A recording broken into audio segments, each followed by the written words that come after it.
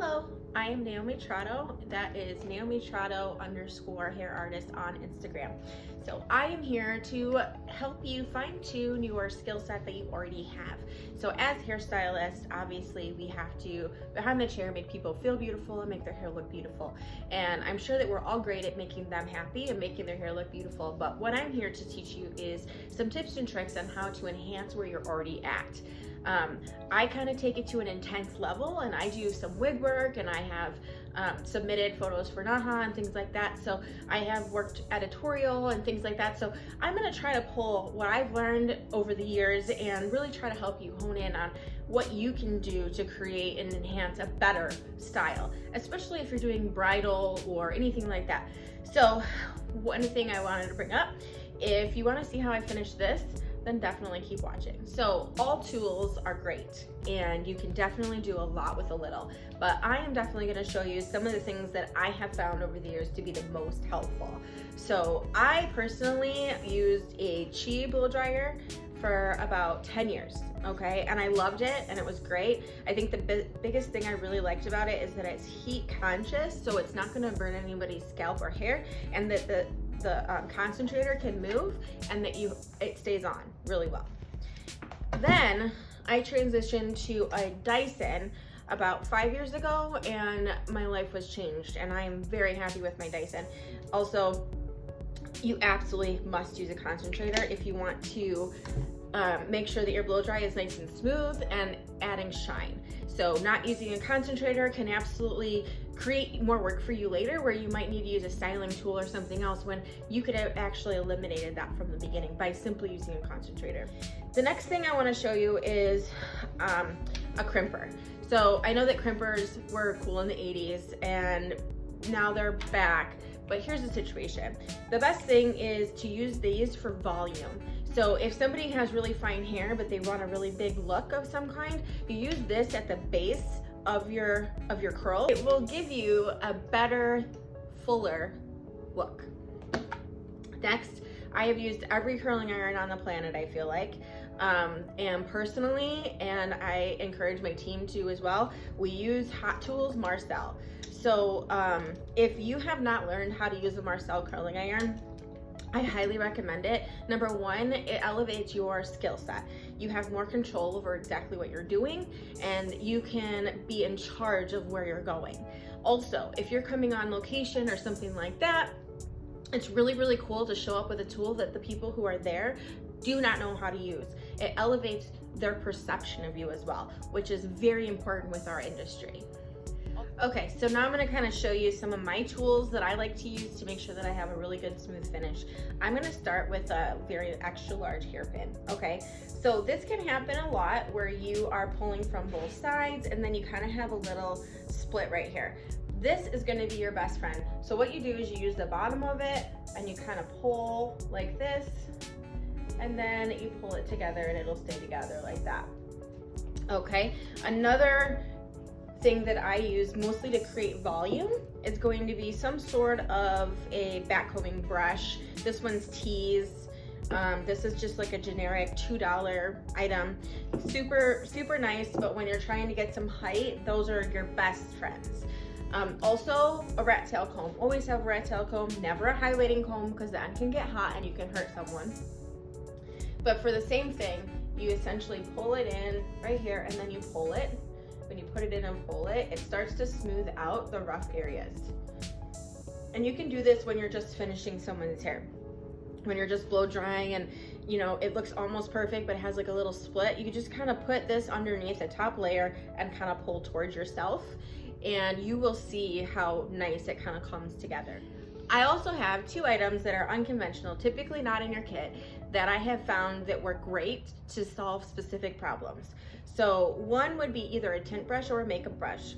So what you would do, so if you see any flyaways on your work, like everything's beautiful but you just have some flyaways but you don't want to mess up anything, you take your tint brush or your makeup brush, you spray your hairspray right on the end so it's nice and wet, and then you just brush it right onto the hair and it'll pull all of those little flyaways right down. People will think that you're a genius because nobody does this. Second, this one, if you have somebody who has maybe really curly hair or really short hair, something like that, and you're having a hard time with the edges, definitely keep a toothbrush in your kit. And what you can do is basically the exact same thing. You spray your hairspray right onto the toothbrush, and then you essentially brush where you need it. And this is where fine tuning really comes in. These are things that I absolutely live by, and I do not do a shoot or anything without all of these tools. So I started by prepping my model mannequin with Flirt by Alkali. The cool thing about Flirt is it's a really light texture spray, so it adds that grit that you need in the hair, especially for someone who shows up with you that has very clean or silky hair. We need a little bit of texture in there, and it does have sunflower extract in it, which also provides a UV base for your hair. So it's actually gonna help protect your color from fading while you're outside or really in fluorescent light, things like that. So that is a really excellent way to start. So while I was actually doing the look, I used the Afterglow and I used Hard, both by Alkali. So the thing that I love about the Afterglow is the marula oil. It smells amazing and it works great to add shine, and it does not add any weight to the hair. I also love using Hard because it is more of a medium hold, so it is movable. So I can actually use both of these on every curl and then really brush them out and work with them really well. This also has sunflower extract in it as well as lemon extract in it. It smells amazing and it works great. Then I finished it with Harder Spray. Now the cool thing about Harder Spray is it also has the ingredients that this one has, but it has a faster drying time, and it does dry a little bit more intensely. So you don't want to use this as a movable spray, you really want to use it as your finisher, and it's going to finish it with shine. Another really cool thing that you can do by using just these 4 products is you can also finish with this guy right here. You can use the marula oil at the end just to add that hue of shine that you need to really get that finishing pop and to really elevate your look.